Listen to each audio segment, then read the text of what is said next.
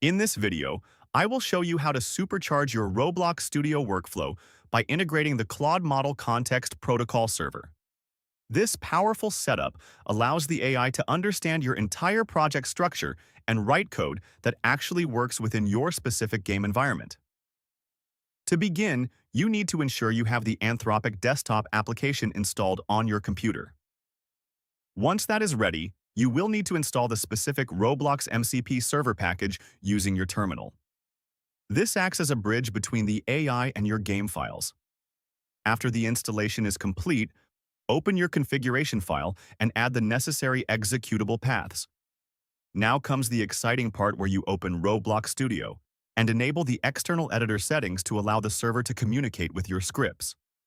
You can then ask Claude to generate complex systems like a round manager or a custom inventory system.